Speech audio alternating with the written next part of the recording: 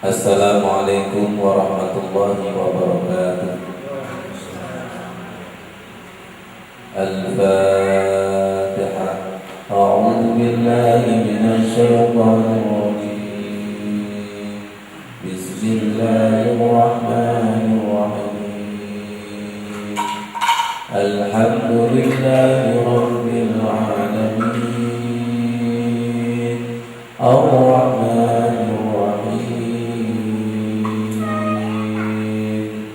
Maliki yaumiddin. Iyyaka na'budu wa iyyaka nasta'in. Ihdinas siratal mustaqim. Siratal ladzina an'amta 'alaihim ghairil maghdubi 'alaihim waladdallin.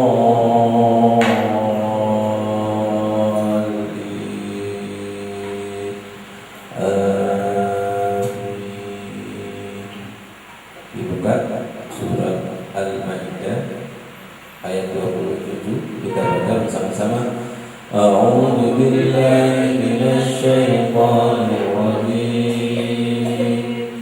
Bismillahirrahmanirrahim. Watlu 'alaihim naba'a ibnai Adam bil haqq إذ قربا قربانا فتقبل من أحدهما ولم يتقبل من الآخر قال لأقتلنك قال إنما يتقبل الله من المتقين. Shadaqallahul Azim. Bismillahirrahmanirrahim.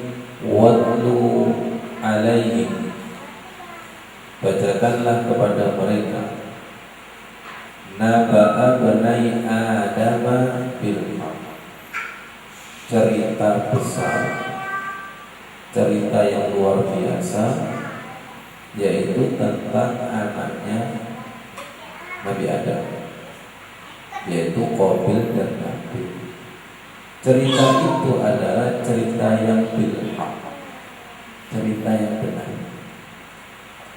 bukan cerita anak-anak, bukan cerita kosong, tapi cerita yang naba'ah. Hati-hati, kalau Al-Quran sudah menggunakan kata naba'a, itu cerita yang luar biasa, ditabai bil haq, cerita yang betul-betul benar. Idh qarraba qurban, ingatlah ketika keduanya berkorban, Qabil sama Habil. Fatuqbila min ahadihima, maka kurban yang satu diterima, walam yutaqabbal minal akhar, yang lainnya tidak diterima. Walam yutaqabbal, dan tidak diterima, minal akhar, dari yang lainnya. Kurban yang diterima adalah kurbannya Habil. Kenapa? Karena yang terbaik. Korban yang ditolak adalah korbannya Qabil, karena yang terbaik.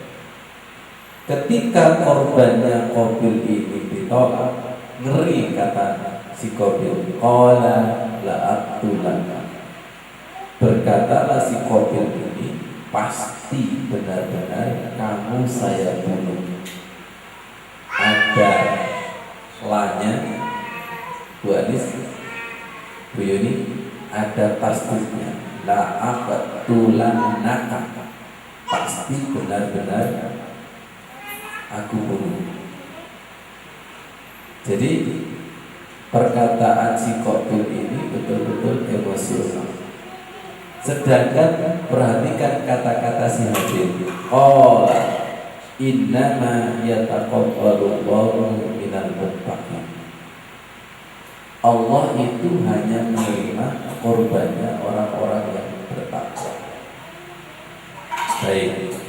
Sekarang lihat buku Arba'un Nawawi. Setiap amal tergantung niatnya. Bismillahirrahmanirrahim. An Amiril Mu'minin Abi Hafsin Umar bin Khattab. Hadis ini diriwayatkan oleh Amirul Mu'minin Abi Hafs. Yang dimaksud adalah Umar bin Khattab radhiyallahu anhu, semoga Allah ridho. Qala Umar bin Khattab berkata, rasakan, sami'tu Rasulullah sallallahu alaihi wasallam yaqul, saya mendengar Rasulullah sallallahu alaihi wasallam bersabda, innamal a'malu binniyat, semua amal tergantung kepada niatnya. Wa innama likulli imri'in nawa, segala sesuatu juga tergantung kepada niatnya. Faman kanat hijratuhu ila Allahi wa rasulihi fa hijratuhu ila Allahi wa rasulihi.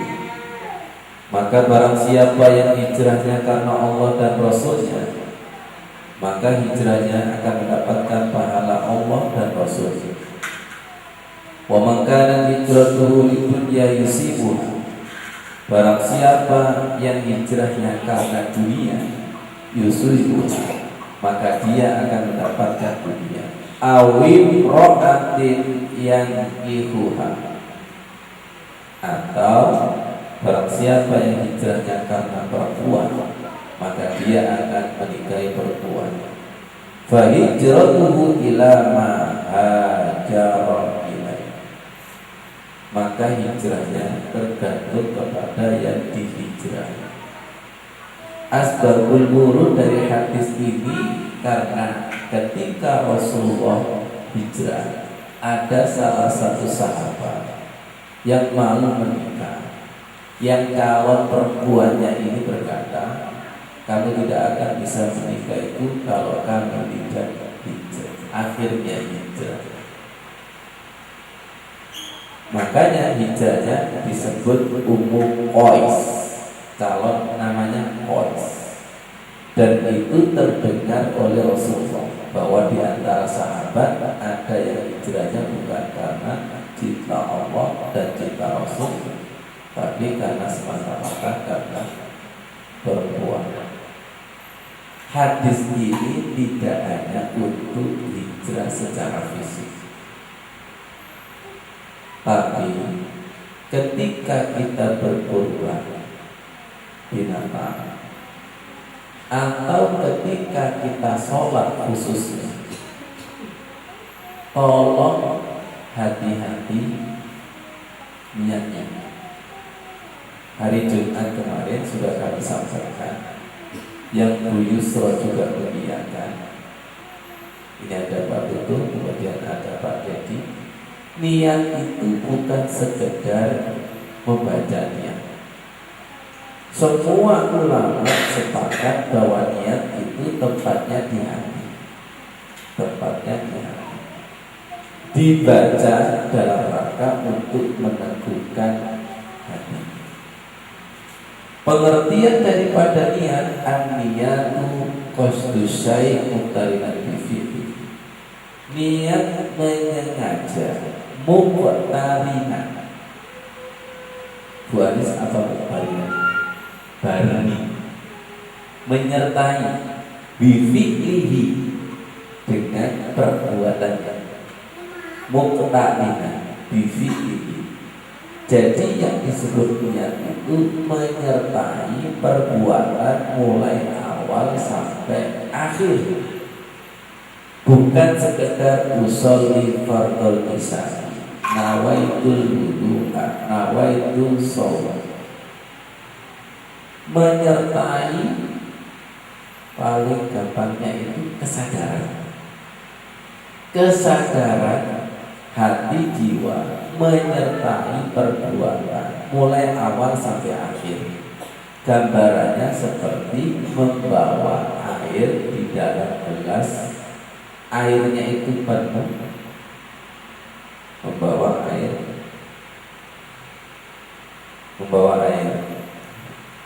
mulai awal sampai akhir. Hati-hati, lihat saya, pikirannya ikut gak? Ikut. Hatinya ikut? Ikut. Jiwanya ikut? Ikut. Hati-hati tidak sampai tumpah sampai ke tujuan, karena ini dipersembahkan. Pikiran ikut, hatinya ikut, jiwanya ikut. Apa? Kesadaran. Kesadaran yang menyertai mulai awal sampai akhir. Sekarang saya niat membawa air, kemudian airnya ini saya bawa asal-asalan. Akhirnya di tengah jalan tumpah. Ketika sampai ke tujuan, apanya yang dipersembahkan? Paham maksudnya? Ini kan kadang martab itu, muantap, usolli fardhu isya, muantap. Allah, sami Allah liman hamidah. Niat itu di awal, di tengah, di akhir. Ilallahi anta maksud. Yang kita maksud itu adalah Allah. Air amal ini kita persembahkan kepada Allah. Lihat saya, airnya utuh, amal ibadahnya itu utuh, bukan gelas kosong. Understand? Bukan amal ibadah kosong, bukan gerakan asal-asalannya kosong. Paham? Bukan sekedar bacaan asal-asalannya kosong. Karena Allah itu melihat isinya. Jangan itu lihat amplopnya apa isinya. Ngomong. Apa isinya? Apa betul? Isinya. Saya kan nggak mau amplopnya. Gimana Pak Dede? Kita kan nggak mau amplopnya, tapi isinya. Sampai lihat istri itu casingnya apa isinya?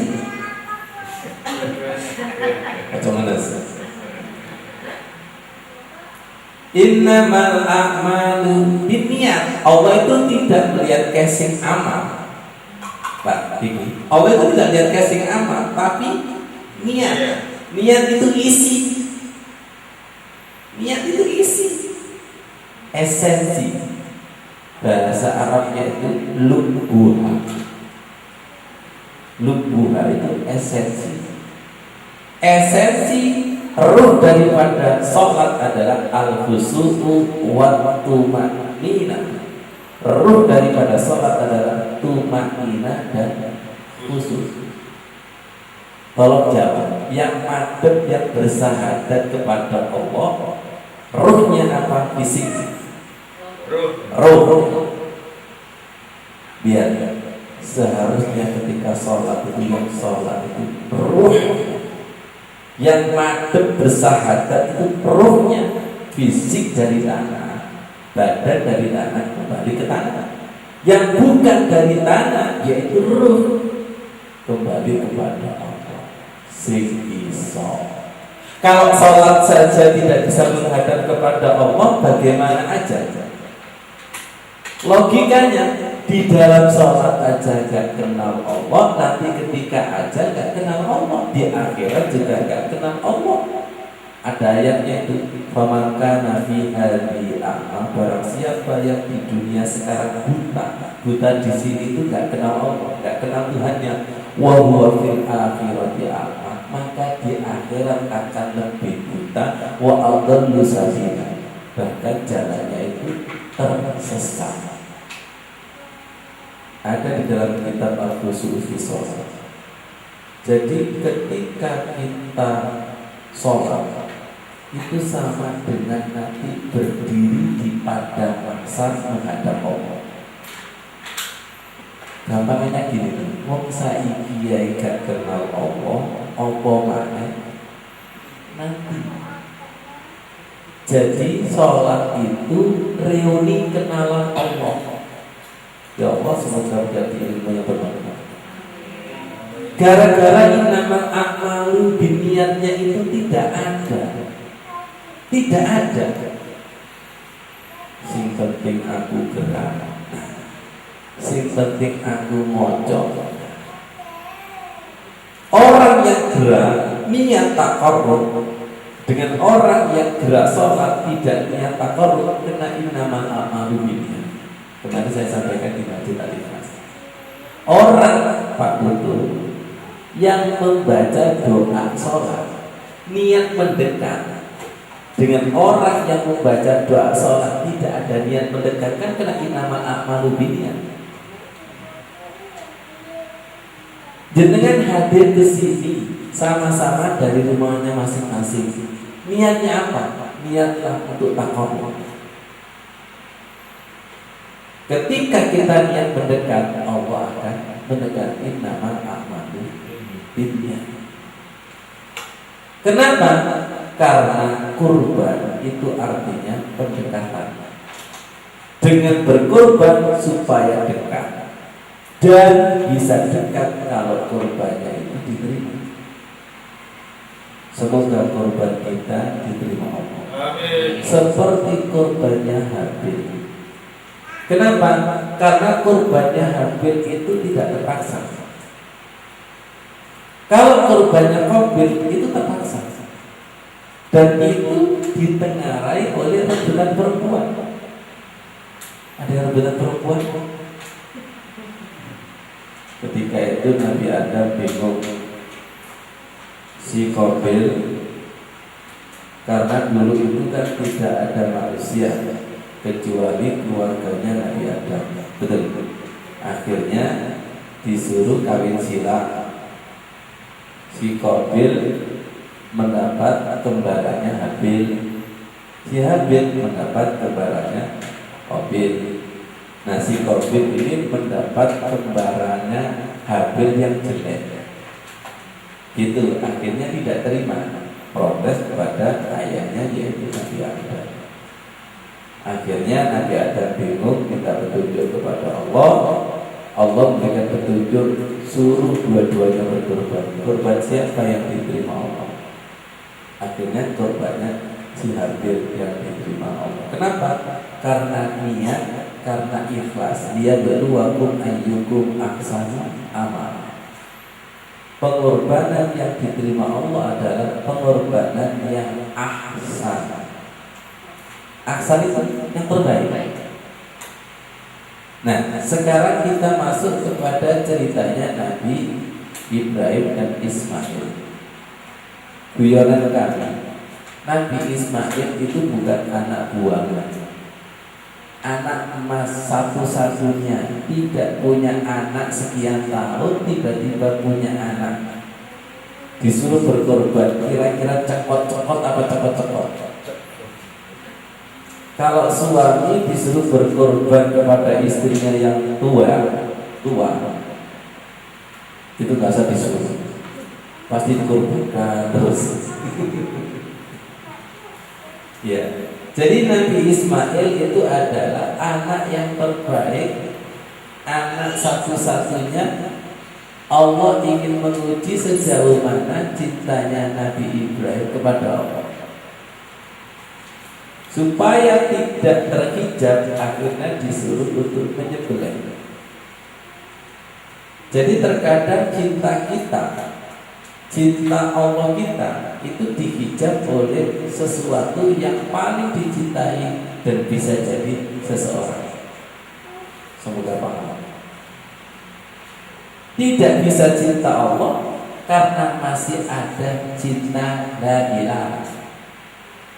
Perhatikan, la ilaha di sini bukan patung lagi, tapi bisa benda.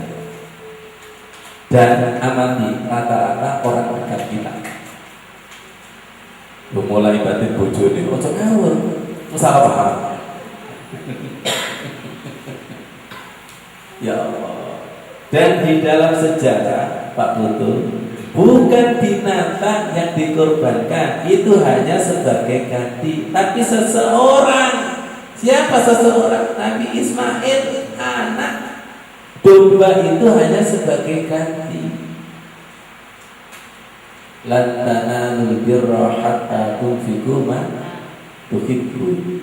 Tidak mendapatkan kebaikan sama sekali sebelum menafkahkan sesuatu yang paling dicintai. Kalau berkorban itu hanya binatang, lihat semoga paham. Bagi orang kaya itu mudah. Bagi orang kaya untuk berkorban binatang itu mudah. Tapi kalau orang kaya disuruh berkorban seseorang yang paling dicintai, itu berat. Atau benda yang paling dicintai, bisa mobil, bisa burung, sesuatu yang hobi, itu berat. Jadi pengorbanan itu berat dan tidak. Pahalanya itu besar dan kecil, itu sejauh mana rasa berat mengeluarkan. Bagi orang kaya 40 juta, 100 juta itu mudah. Tapi kalau 100 juta dikeluarkan oleh orang miskin yang tadinya itu nyelemi 1000, banyak fair-fairan, betul nggak? Makanya di dalam kaidah usul fikih al-ajru qadrul masyaqqah, pahala itu diukur sejauh mana susahnya, sulitnya mengeluarkan dan mengerjakan. Dengan dalam keadaan biasa, wudhu, tawamul wudhu itu biasa. Tapi suatu saat ketika sulit air atau masa dingin, bisa dipahami? Ya. Kan ada juga diantaranya yunfiquna fi sarra wa dharra, bersedekah ketika waktu lapang dan sempit. Ketika waktu lapang itu 1 juta ringan. Tapi ketika tidak ada uang sama sekali, sama-sama 1 jutanya, tapi cekot-cekotnya itu beda, itu pahalanya yang menjadikan beda. Ini tes-tesan antara iman dan iman.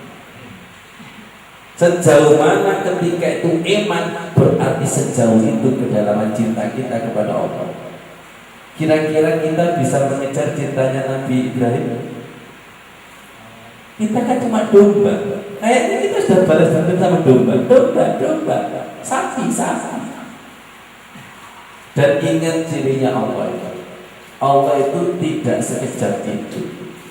Ketika Nabi Ibrahim akan menyembelih Nabi Ismail, seakan-akan Allah itu berkata, aku yang kata, aku mengutas hatimu, tak balik, tak ganti domba dari surga. Terkadang Pak Putu, Allah itu juga ngetes sejauh mana sih kesungguhan dan keikhlasan. Dari Gusti Allah tak balik. Aku gak butuh apa-apa, mak delok jeruani hatimu. Allah itu punya ciri seperti itu, betul nggak gitu? Yang bilang betul pasti ngalami. Iya. Kenapa? Ini ilmu praktek ya. Gak ada yang namanya pengorbanan itu teori, itu gak ada. Kalau betul-betul diterima sama Allah, lihat, pasti nanti datang yang namanya kun fayakun. Hati-hati loh ya.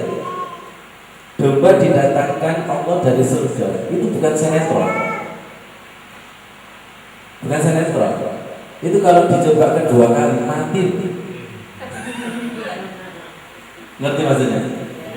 Tongkatnya Nabi Musa itu kalau diulangi 2 kali gak bisa membelah lautan. Makanya karomah kita itu Pak Putu terkadang tidak bisa diulangi 2 kali. Kemarin iso, itu gak iso. Semoga paham. Betul gak? Kemarin itu bisa ya turun kun fayakun. Kalau sekarang dengan ulangi dari Gusti Allah, aku kalau kayak nafsu tuh ngapuran. Gak bisa didikte. Ketika itu Nabi Musa gak tahu kok kalau tongkatnya itu mau jadi ular atau bisa membelah lautan. Ini kalau tongkatnya Pak Gufron, tongkat Kalau maunya gitu. Ya Allah, seperti itu. Jadi kun fayakunnya Allah itu happy ending. Di luar nalar. Setuju?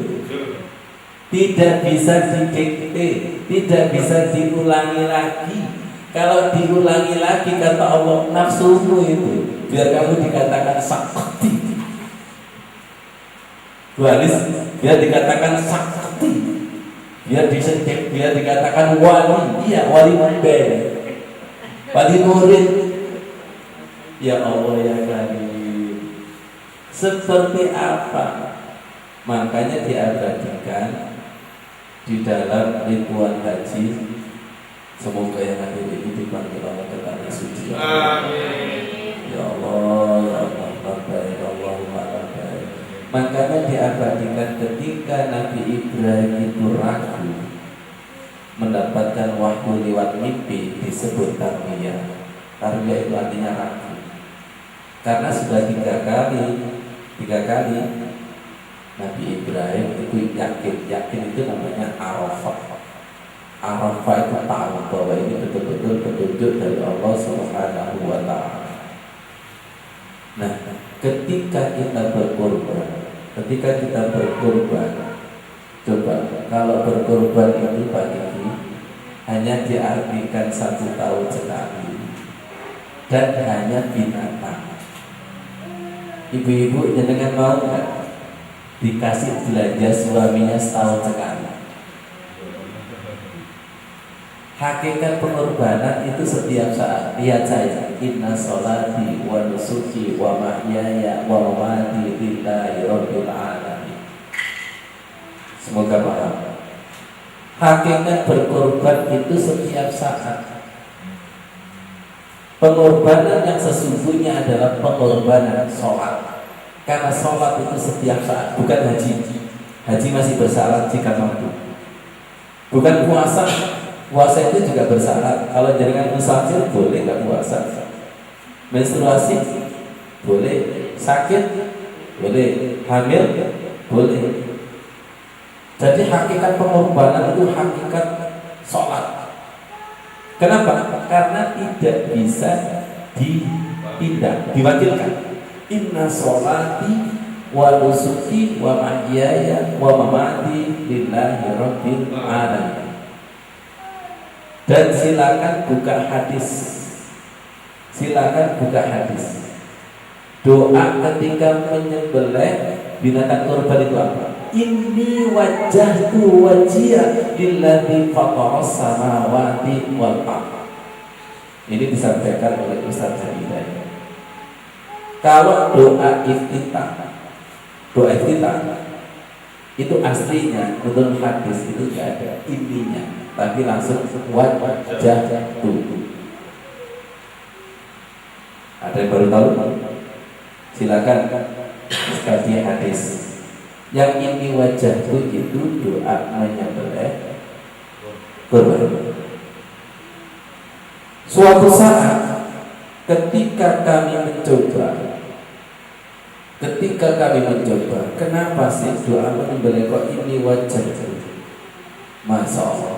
Dan terus terang, memang disunahkan kalau berkorban itu nanti yang menyembelih adalah yang berkorban, bukan diwakilkan jagat, bukan diwakilkan mudik.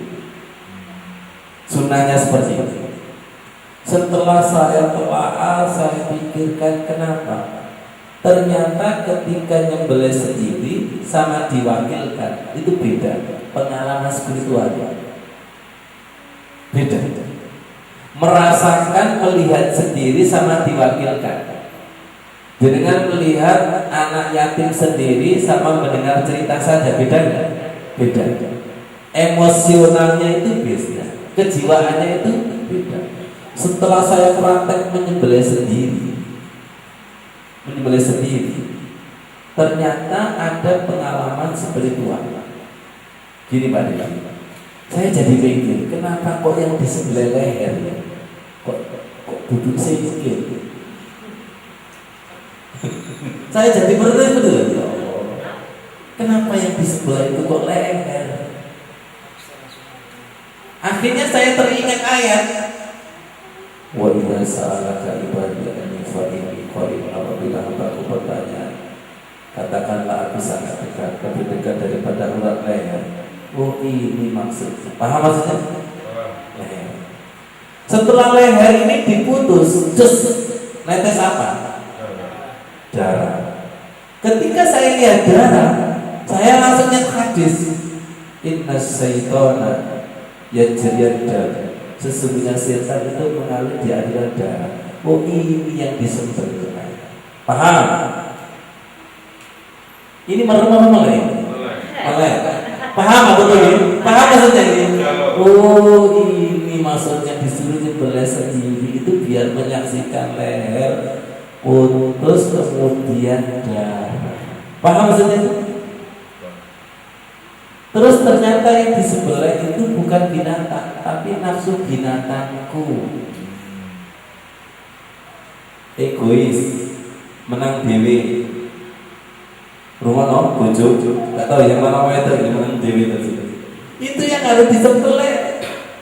Yang disembelih itu nafsu hayawan. Lihat, nafsu lawamah, nafsu amarah, supaya kalau sudah sembelih nafsu mutmainnah. Betul? Dan tadi di darah itu siapa? Di darah adalah setan, itu yang harus disembelih. Karena di darah itu yang menjadikan yuwaswisu fi sudurinas. Itu yang disembelih. Semoga paham ya. Semoga paham ya. Itu yang disembelih. Harus diputus jaringan yuwaswis. Jaringannya harus diputus. Karena kalau jaringan yuwaswisu fi sudurinas minal jinnati wan nas, maka ganti jaringannya alhamaha fujuraha wa taqwa. Paham? Jadi kita ini sekian tahun Pak Kiki dekat ke Allah apa ke setan? Ini kayaknya setannya nggak berani jawab. Betul nggak? Iya, ketika iman. Kalau iman ada siapa? Setan. Itu jaringan yang harus disembelih. Ketika jaringan yuwaswis tidak ada, ganti jaringan wa'bud rabbaka hatta ya'tiyakal yakin iman. Kita ini kalau zakat hitung iman, oh ini akhirnya kasih. Allahu Akbar. Allahu Akbar. Allahu Akbar. Allahu Akbar. Ini jaringan iman apa iman? Yuwaswis apa yakin? Yuwaswis. Tapi kalau yakin, Allahu Akbar. Jadi perbuat wudu. Ya Allah, ini batal buang angin apa tidak ya? Tolong jangan diikuti. Ketika diikuti nanti ada jaringan keraguan berikut. Orang yang ragu-ragu itu tersiksa. Sekali diikuti keraguan itu akan muncul keraguan berikutnya. Betul? Bahasanya tentukan pilihanmu. Tidak. Setan itu harus digitukan. Tidak. Dia akan kejar itu. Tidak. Allah harus diputus itu. Ternyata hakikat menyembelih itu. Kalau sudah jaringannya itu terputus, Pak Offer, maka wajah. Kalau jaringannya belum terputus, walaupun ini wajian, kalau wajahnya setan, gerandong dan lain sebagainya. Sekarang silakan jawab. Di dalam sama di luar itu kuat mana? Di dalam. Silakan jangan jatuh cinta kepada siapapun. Ya. Kemudian diceburi foto-foto di tembok itu dipecahi sama. Foto itu bisa dipecah. Tapi kalau di sini ketok-ketok. Ngerti maksudnya? Ngerti maksudnya? Nah, kalau misalnya setan itu sudah di aliran darah, ini baru pun Allah Akbar, tapi jeruannya gitu akbar kan? Ngerti nggak? Makanya karena ini sudah dijeruan harus diputus. Sekarang jujur, lebih mendarah daging setan apa lebih mendarah daging Allah? Ayo coba. Ini kalau tidak diriadoi, tidak ditirakati, setan kita, iblis kita itu sudah hadisnya jelas itu mendarah daging. Sedangkan rukuk kita Pak ini sujud kita jujur. Kalau di dalam doa rukuk itu ada wadami, rukuk sejarahnya. Ini kalau tidak dilatih, subhanallah, makanya kita menjadi setan tidak terasa. Tidak terasa. Nah, di saat pengorbanan ini yang kita putus adalah jaringan-jaringan itu. Sekarang terus terang aja. Ada Bu Eni, ada Bu Yani, ada Bu Edi. Dengan paham hakikat kurban bahwa yang disembelih seperti ini, baru tahu apa sudah tahu. Ngomong baru tahu kan? Kalau baru tahu kira-kira Pak Dedi itu mempengaruhi nama amal dunia? Ya dong. Makanya inamal amalu biniyat kita malam hari ini harus diaktif. Pengorbanan itu tujuannya adalah memutus, menyembelih jaringan-jaringan yang ada di aliran darah kita, daging kita, saraf kita, yang itu menjadikan yuwaswisu fi sudurinas. Terus pertanyaan saya, ketika berkorban setiap tahun itu tujuannya apa? Yes, pokoknya Ustaz. Ini bedanya orang tahu sama tidak tahu. Makanya sekarang dikasih tahu bahwa pengorbanan itu adalah ritual yang luar biasa. Coba sekarang buktikan Pak Bofo, habis Idul Adha penyembelihan, kira-kira masjidnya tambah ramai atau sepi? Sepi, boleh keluarkan daging. Yang tadinya itu dagingnya itu sudah disembelih, itu mal bulan mana? Oh, balik mana? Yang tadinya di luar balik, karena keluarkan daging, akhir sawahnya bukan terputus tapi tambah tumbuh dan berkembang. Coba ya, ngerti kan? Tolong nanti ketika itu datang kamu, silakan buka kulkas. Isinya apa? Itu kira-kira ketika daging itu secukupnya apa berlebihan? Kalau kita pakai nafsu kebiasaan, biasanya ini Ustaz, rasanya misalnya kalau itu datang buka kulkas nggak ada daging banyak, nggak enak rasanya Ustaz. Betul nggak kira-kira?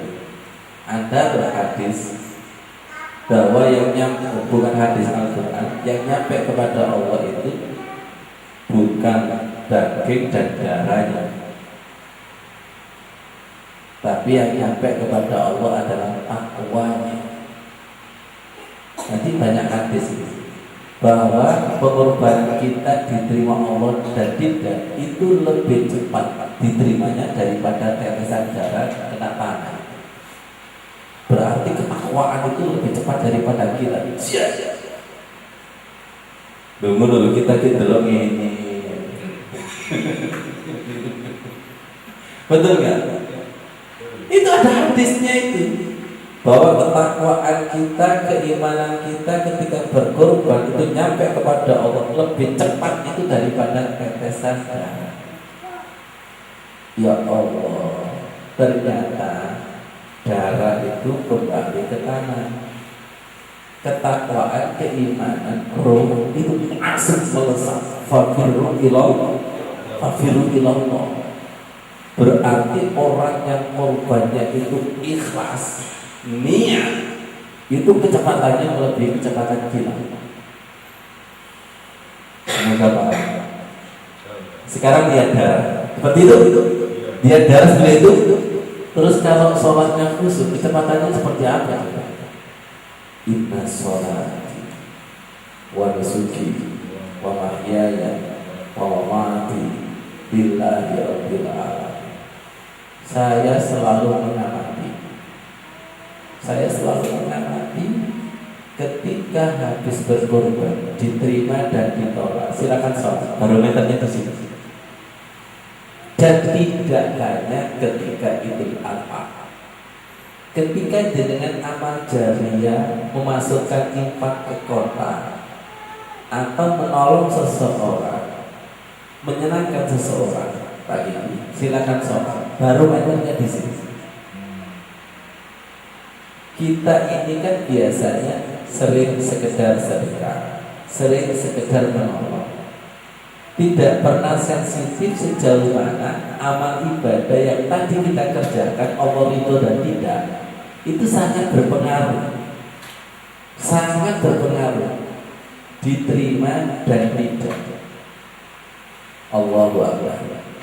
Jadi tolong ketika kita menyembelih binatang, ketika kita sedekah, sampai kami belajar, ketika sedekah lihat kota itu bukan kota.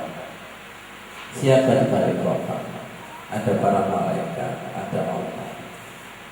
Makanya kalau memasukkan itu yang sopan dan santun, itu tingkat kesadaran iman. Betul? Tingkat kesadaran iman itu lebih cepat Allah daripada kita. Kita praktekkan itu. Lebih cepat Allah daripada tetesan darah. Sekarang kita perdalam lagi. Kenapa kok di situ darah yang menetes? Kekasih dengan kekasih, kalau cintanya luar biasa, kemudian dihamba, dia rela bunuh diri. Yang dituntut apa? Urat nadinya. Betul? Itu baru cinta manusia. Kira-kira cinta Allah berani? Kira-kira cinta Allah berani? Belum berani kan? Kalau cinta kepada kekasih berani? Berani. Tapi giliran cinta kepada Allah masih belum berani. Kenapa? Ragu. Seperti apa orang yang cinta senang kepada mobil, motor, hobi, rela membeli sesuatu yang disenangi jutaan rupiah, betul? Dan itu imannya bukan main. Perhatikan, imannya bukan main. Kesenangan dan hobi, masya Allah. Ibu-ibu biasanya kan hobi apa namanya? Hobi apa? Mengumpulkan baju sebanyak-banyaknya. Masya Allah. Baju biasanya berapa sih harganya? Ada yang 1 juta. 1 juta itu yang super.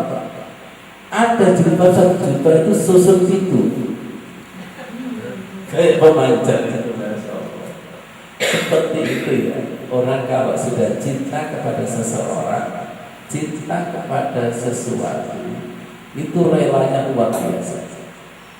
Man ahabba syai'an fawa'atu. Siapa yang cinta kepada sesuatu, maka dia akan menjadi budaknya. Silakan dengar. Betul nggak? Membersihkan setiap saat, budak. Masih makan setiap budak. Nah kita kepada Allah kalau cinta, ya kita menjadi budaknya. Makanya disebut Abdullah, hambanya Allah. Bahasa Arabnya budak itu abdul, menghamba. Menghamba yang hakiki itu menghargai yang setiap saat. Inna sholati. Kalau berkorban secara formalitas memang 1 tahun sekali. Kapan? Idul Adha. Dan itu binatang itu. ya kan, binatang. Belum sampai kepada inna sholati wa nusuki wa mahyaya wa mamati lillahi rabbil alamin. Semoga Idul Adha yang akan datang ini mampu memperdalam inna sholati wa nusuki wa mahyaya wa mamati lillahi rabbil alamin. Artinya apa?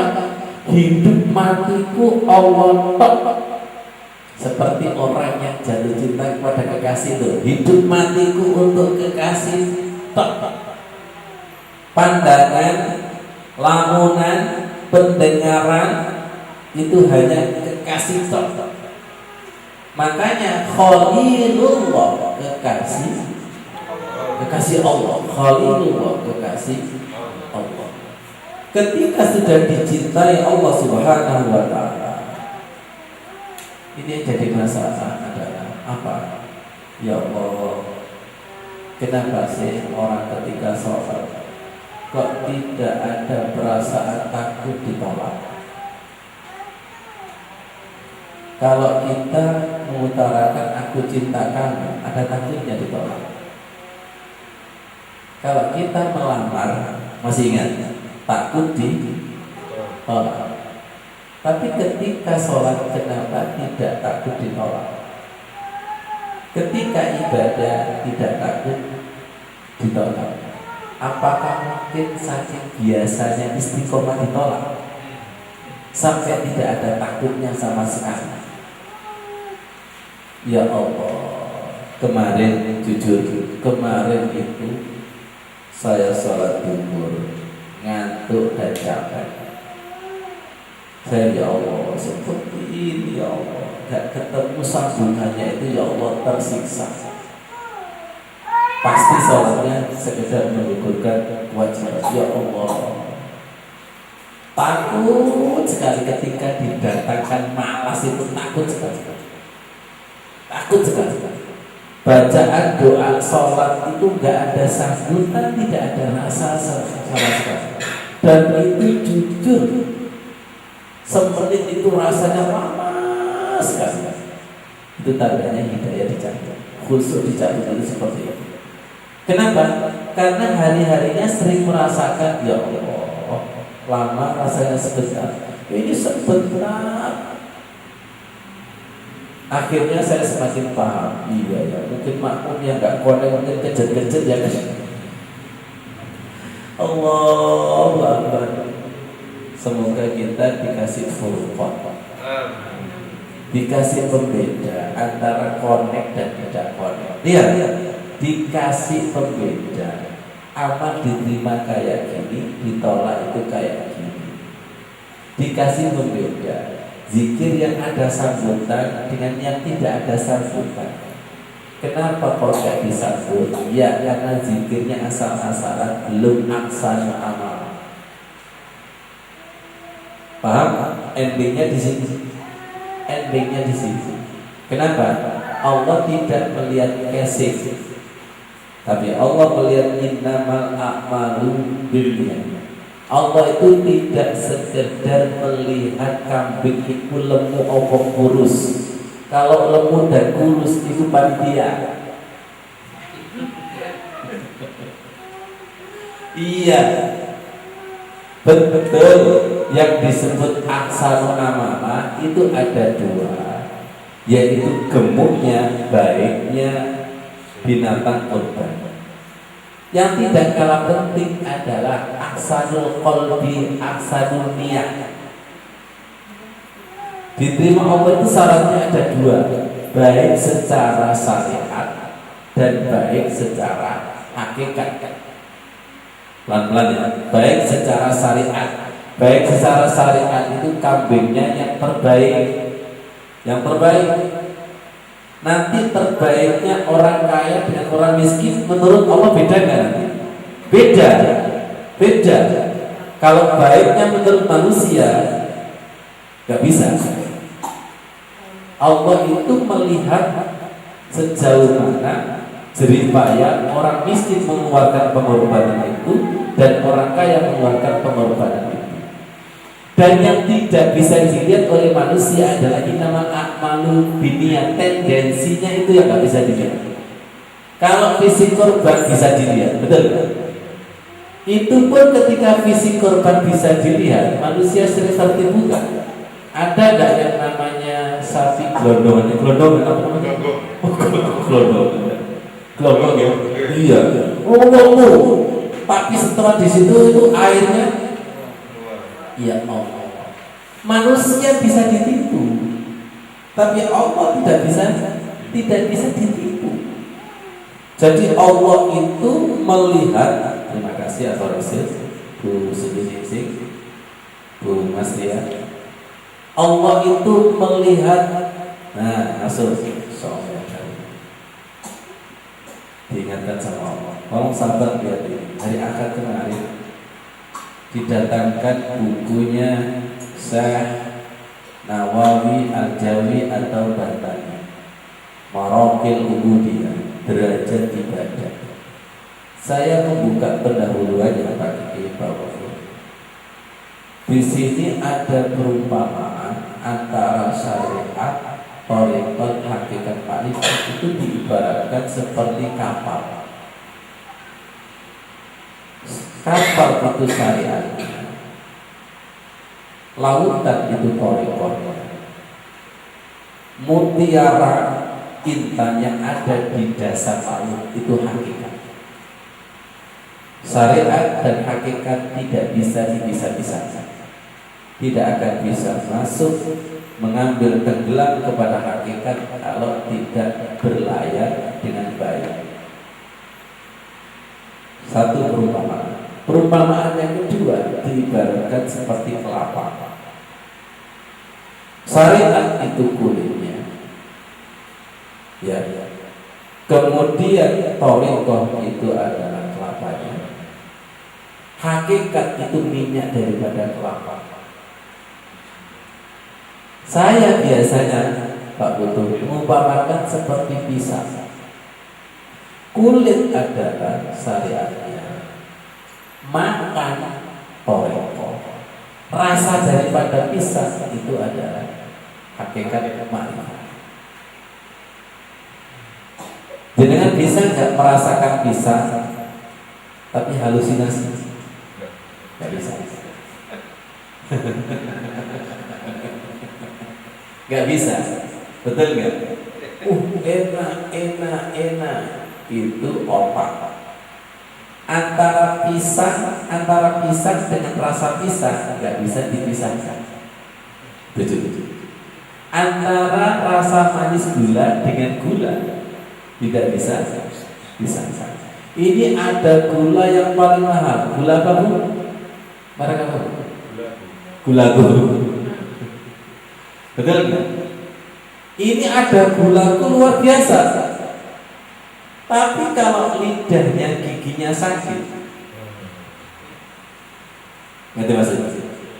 Sebagus-bagus syariat, seenak-enaknya materi atau benda, tapi kalau fisiknya itu sakit, maka tidak akan bisa menemukan enaknya benda itu. Ngerti maksudnya? Sholat itu kan hasil karya Rasulullah di Sidratul Muntaha, yang sudah diakui lezatnya di atas lezat, bahkan lezatnya melebihi lezatnya dunia seisinya. Tapi kenapa sholatnya kok tidak ada rasa lezat? Ya, mungkin sariawan, mungkin matanya sakit. Yang jelas adalah fi qulubihim maradun. Di dalam hatinya itu banyak penyakit. Penyakit apa? Penyakit tidak ridho sholat. Sholat sekedar menggugurkan kewajiban, itu penyakit. Silakan jenengan suasana itu senang dan bahagia. Ya Allah. Kemudian dikasih hidangan apa saja, enak gak? Enak, karena hatinya lagi senang dan bahagia. Makanan apa saja enak. Misalnya dipersilakan tidur di kamar yang ala kadarnya, enak. masuk mikrolet antara Alfa itu nggak ada bedanya. Kenapa? Karena jeruannya enak. Tapi kalau hatinya galau, suaminya nikah lagi, putus cinta. Wih, ngerti maksudnya? Makanya sholat itu tidak bisa dimasuki orang yang sakit hati. Sholat itu tidak bisa dimasuki oleh orang yang hatinya ada penyakit sedikit aja, gak bisa connect. Semoga tidak hanya sholat, Al-Quran, lihat semua syariat itu ada lezatnya. Di sini dijelaskan, ya, di kitab ini dijelaskan. Makanya disebut ubudiyah. Ada 3 tingkatan ternyata. Ada ibadah, ada ubudiyah, ada ubah. Kalau ibadah itu syariat, kalau ubudiyah tingkatannya khusus, kalau ubah itu adalah khusus di atas khusus. Ngerti maksudnya? Lihat saya. Siapa yang gerakannya asal-asalan, dia rukuknya asal-asalan, bahwa semuanya serba asal-asalan, itu koyo kapal sing elek. Kapal sing elek bocor, berjalan di lautan, apa yang terjadi? Nemu mutiara? Enggak. Wong Rasulullah itu wajulilat qurratu aini fi shalah di kamar kamila perkara sendiri. Itu mutiara itu. Ngerti maksudnya? Kira-kira gelombang lautan di samudra ini merem-merem ya. Jadi kayaknya itu kena gelombang semua. Gelombang tsunami, gelombang ekonomi sudah parah. Kira-kira gelombang samudra dengan gelombang menemukan mutiara sholat itu dasar mana kira-kira? Yang lebih dasar kan godaan setannya gelombang ini. Paham maksudnya? Paham. Makanya kita tidak bisa tenggelam di dalam tenggelam ruku, gak menemukan mutiara ruku. Oh kapal ya ini. Ya Allah, semoga ilmunya manfaat. Ya, ilmunya manfaat. Makanya kapalnya itu harus diperbaiki. Diperbaiki dengan apa? Ilmu takbir yang benar, betul ya? Sedekap yang benar, diperbaiki, kapal-kapalnya itu diperbaiki. Kenapa? Karena gelombangnya di lautan itu besar itu. Gak tahu kita ini seling tenggelam ruku apa gak sampai berlayar kemudian sudah mengangkat bendera warna putih. Nanti maksudnya ya, ya Allah, semoga kita dipahamkan dari ilmunya Syekh Nawawi ini. Antara lihat ini kapal, laut dan mutiara. Bagaimana kita bisa menemukan mutiaranya laut kalau kapalnya tidak sempurna? Bagaimana kita bisa menemukan mutiara ruku, mutiara sujud, mutiara doa-doa kalau gerakan sholat, bacaan doa sholat yang diibaratkan kapal itu tidak dibenahi. Kalau misalnya kapal bolong harus ditambal, disempurnakan. Karena kita tidak tahu di tengah samudra itu masalah luar biasa. Liyabluwakum ayyukum ahsanu amala. Ketika saya ini mempersembahkan takbir yang terbaik, Al-Fatihah yang terbaik, ruku yang terbaik, doa-doa yang terbaik, berarti kapalnya itu terbaik. Jangan pernah rekreasi kan? Ya. Ziarah wali songo. Tiba-tiba BC kok ini mengkhawatirkan kan? Iya. Tapi kalau bisnya bagus, Mercedes, Betul nggak? Oke. Kemudian sopirnya meyakinkan karena bisnya itu bagus, sopirnya meyakinkan. Nyawa jenengan sampai serangkan turun, aku pasar kok sopir ini meyakinkan. Ngerti maksudnya? Ngerti. Itu sama Pak Jadi dengan imam yang meyakinkan kayak gitu, tak serah terus nyampe. Bu Bobor sama Pak Bobor, jenengan itu kalau disupiri orang yang sudah dikenal dan sudah terbiasa, itu enak ya? Enak. Tapi kalau misalnya disupiri orang yang belum tahu bisa dan bisanya, gimana? Khawatir itu 1 jam mati terus. Ya itulah kenapa tamu itu tidak boleh mengimami orang yang mungkin karena belum dikenal. Semoga paham. Silakan, biasanya masjid ini diimami yang biasa, kemudian orang baru mesti jiwa sampai masih sopo sih. Iya betul ya. Kalau sopo itu berarti kan hati ruh sampai nggak sampai langsung blok. Tapi kalau sudah terbiasa kan langsung blok. Iya betul ya. Seperti itu. Ya Allah ya Karim. Makanya yang biasanya ngaji di sini itu biasanya langsung hatinya blok. Kenapa kok blok? Iya, karena dia sudah tahu channel siarannya itu di sini. Kalau belum tahu itu biasanya ibarat radio itu ya. Siarannya sudah mari didolengi. Semoga paham. Jenengan sudah paham channelnya Allah di mana, rukunya, sujudnya di mana? Kalau sudah terbiasa, sekali takbir itu Allahu Akbar, sudah tahu. Betul ya? Dan paham karakter ilmunya itu seperti ini. Hati-hati. Kemarin kami sampaikan, kami tidak akan pernah hafal hadis innamal a'malu binniyat. Kalau sekedar dihafalkan, hafal. Tapi kalau dipraktekkan, nggak akan pernah hafal. Kenapa? Karena niat kita itu selalu pasang surut dan sering surutnya.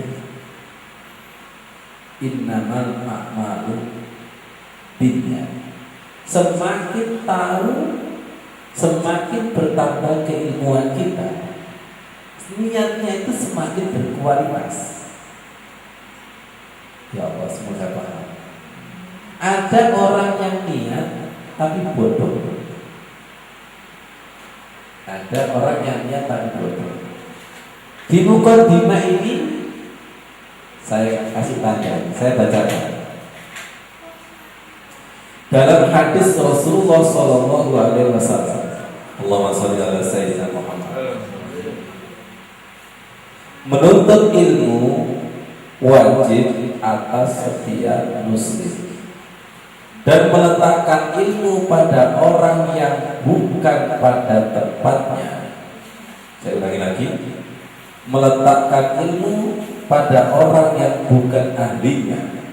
Seperti orang yang mengalungkan permata, mutiara, dan emas, maaf, kepada babi. Saya baca itu kaki kelas terkejut. Masya Allah. Paham? Menuntut ilmu itu wajib bagi setiap muslim. Meletakkan ilmu pada tempatnya itu juga bagus. Siapa yang meletakkan ilmu tidak pada tempatnya, itu persis seperti ngalungi mutiara emas kepada babi. Kayaknya belum paham. Baik. Jenengan pernah akiat enggak? Pernah. Jenengan pakai itu dengan senang. Wah, ini akik bagus, akik bagus, akik bagus. Ternyata dilihat yang ahli akik, imitasi.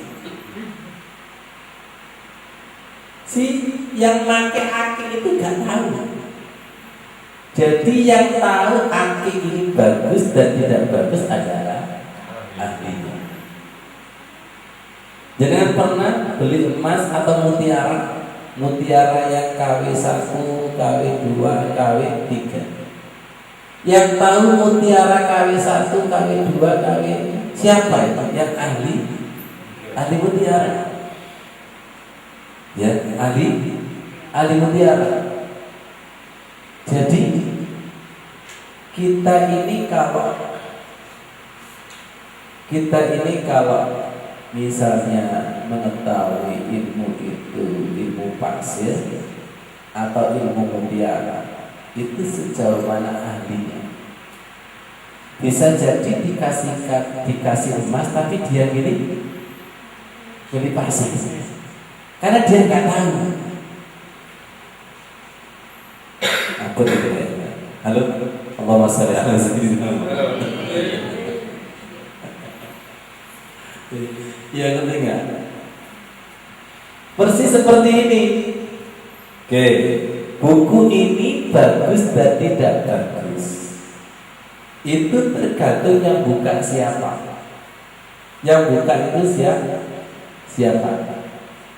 Silakan jangan dikasih pilihan. Kalau disuruh milih kemudian tidak tahu, bisa milih nggak? Nggak tahu. Nggak tahu gitu. Ya Allah ya Allah. Ini sangat dalam buku ini. Ya Allah. Jangan diberikan ilmu yang mutiara kepada orang yang belum waktu. Akhirnya saya bilang kepada Mas Sudi begini. Apa persis seperti orang yang jelek pakai emas? Nggak pantas terus.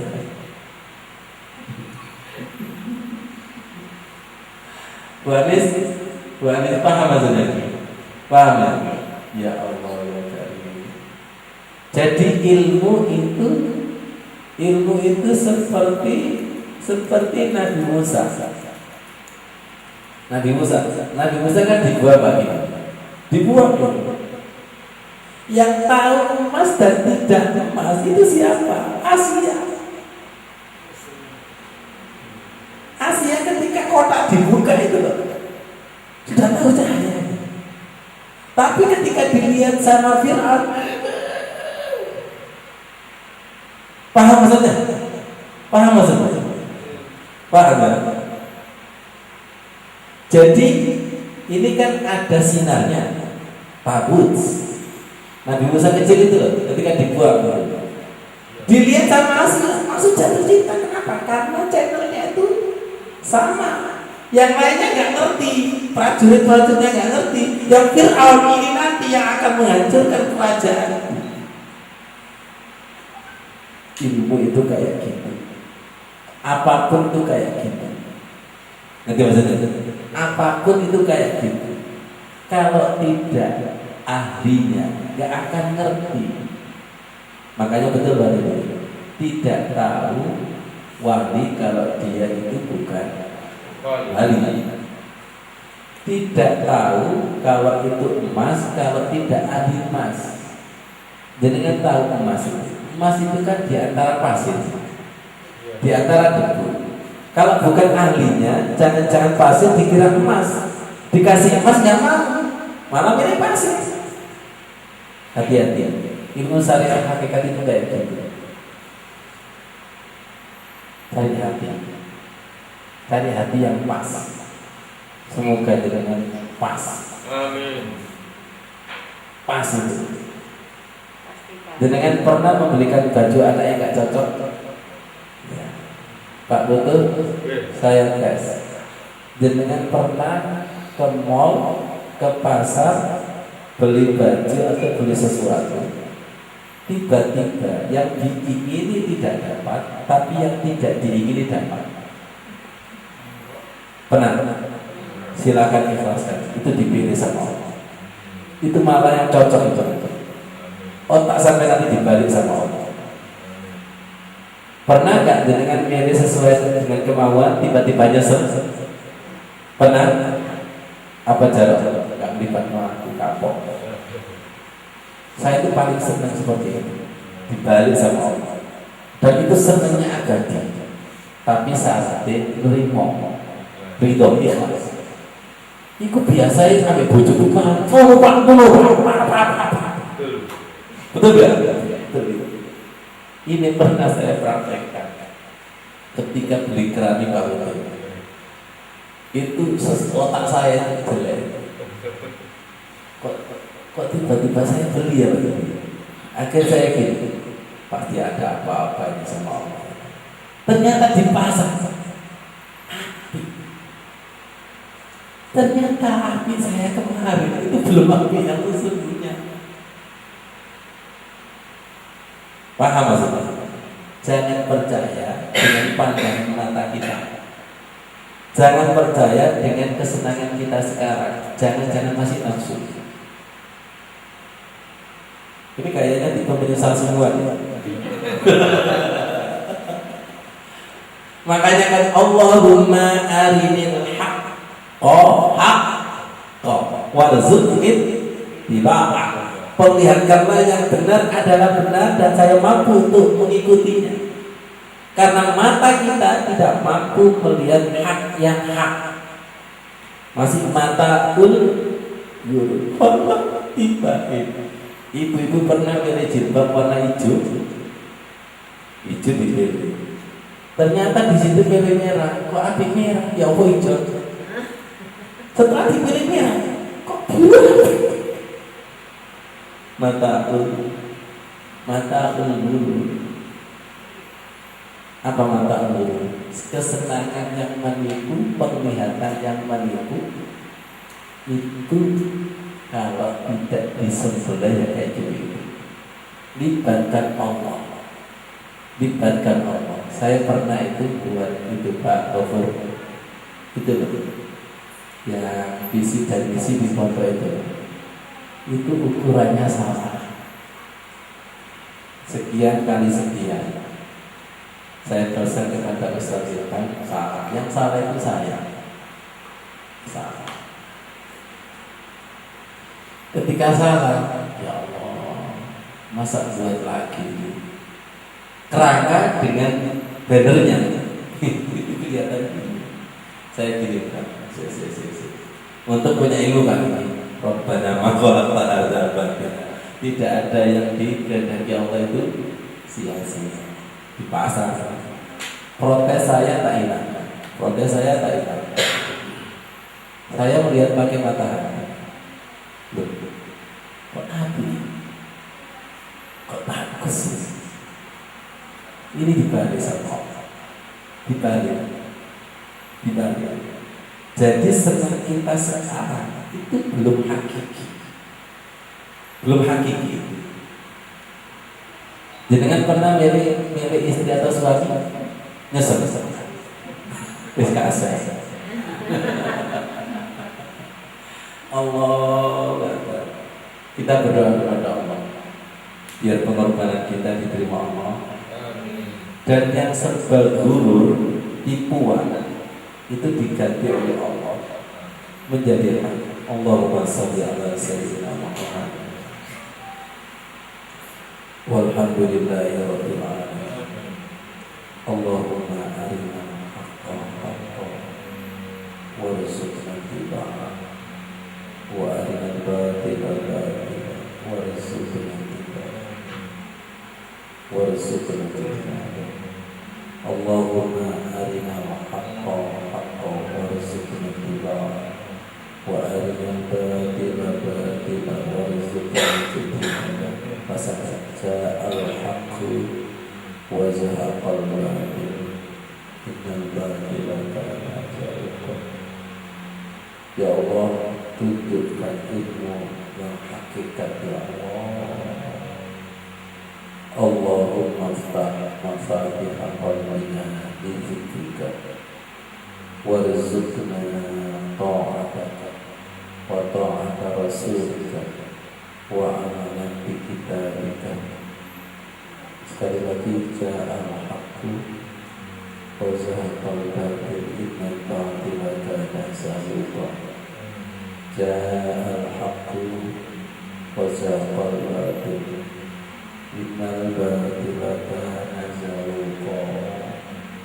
Dengan sebelah ya Allah nafsu-nafsu silakan, nafsu lawak, nafsu amarah, nafsu khayal dengan kadib jadi ya ayat Tuhan maksud mutmainnah irji'i ila rabbiki radiyatan mardiyah wadkhuli fi ibadi wadkhuli jannati. Dengan bersihkan syahwat-syahwat yang menjadi penutup hati kalian untuk bisa inna sholati wa nusuki wa mahyaya wa mamati lillahi rabbil alamin. Ajari kami tenggelam dalam ruku dan sujud untuk mampu menemukan mutiara ruku dan sujud, mutiara sholat. Waju'ilat qurratu a'yuni fi shalah, waju'ilat qurratu a'yuni fi shalah. Allahumma anfa'na bima 'allamtana, apa yang kami dengar menjadi ilmu yang manfaat ya Allah. Ajar kami niat yang sempurna innamal a'malu binniyat. Amin ya Allah. Kalau niat kami selama ini bengkok, luruskan, ampuni ya Allah. Rabbana taqabbal minna innaka antas samiul alim. Alhamdulillahirabbil alamin. Jadi begini, malam hari ini niat kita diaktif, niat kita diluruskan. Yang barangkali amal ibadah, zikir, yang rata-rata orientasinya itu duniawi, sekarang diluruskan lillahi ta'ala. Caranya bagaimana? Menambah pengetahuan tentang niat, penjabarannya, lingkupnya. Ternyata tidak sesederhana innamal a'malu binniyat. Kita tahu bahwa niat itu tidak sederhana. Setelah kita berlayar bahwa niat itu adalah modal utama untuk sampai ke tempat tujuan. Semoga paham. Kenapa? Di lautan sholat dengan di lautan samudra itu lebih bahaya di lautan sholat. Betul. Ketika kita berlayar, bekal ilmu, bekal niat itu harus teguh, harus teguh. Berapa banyak orang yang berlayar sholat balik, semuanya sudah apa-apa. Aku lulus sholat tapi gak ada apa-apa. Coba tidak menemukan wajubilat qurratu aini bis sholat. Perhatikan, pengorbanan inna sholati wa nusuki wa mahyaya harus mendapatkan mutiara sholat.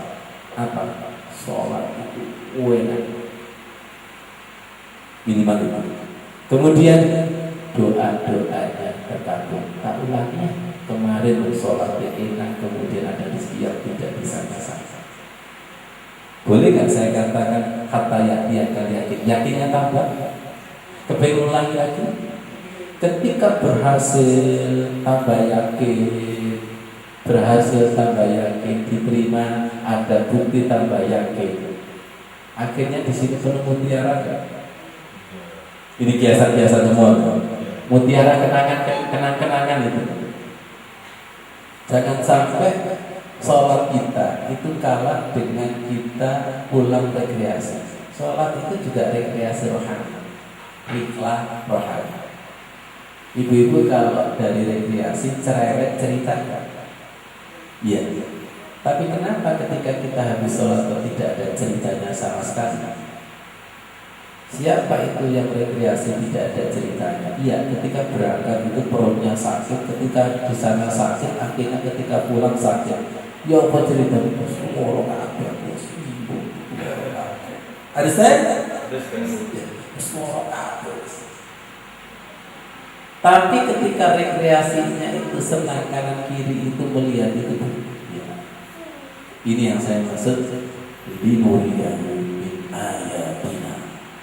Hati-hati, mulai takbir sampai salam itu ada penampakan sir-sirnya Allah. Iftitah tadi ada apa? Misalnya Al-Fatihah tadi ada apa? Surat-surat pendeknya ada apa? Iktidalnya ada apa? Ustaz, gak ada apa-apa. Oh, ini kudu minat zalimi. Ibarat seperti radio yang tidak ada siaran, kemersek. Karena kemersek akhirnya apa? Katanya Ibu Gubur, khusus itu kayak radio ada siaran. Betul? Kalau pemancarnya itu tinggi, maka suaranya bening dan siarannya bening. Jelas? Betul kan? Paham maksudnya? Iya itu. Semakin sholat itu semakin tinggi berarti semakin bening. Dan insya Allah tidak ada gangguan. Ada radio X, kalau pemancarnya kalah, suaranya double kan? Iya. Saking doublenya sampai enggak? Iya enggak kedengar. Kok kalau siaran nih? Lu saya siaran. Kok iya? Ini yang salah pemancarnya, HP-nya apa radionya? Kalau radionya rusak, ada lagi yang nggak punya radio. Maksudnya itu kalau radionya rusak, kira-kira ada siarannya apa enggak? Jangan salahkan radionya itu setiap saat siaran. Ente yang nggak nge-on kan radio. Yang terakhir, hidayah Allah itu 24 jam. Jangan mengatakan tidak ada hidayah. Gimana ada hidayah? Oh, hatinya off terus. Ada jamaah itu Pak Dedi, Ustaz, kalau di Mekah tolong doakan saya.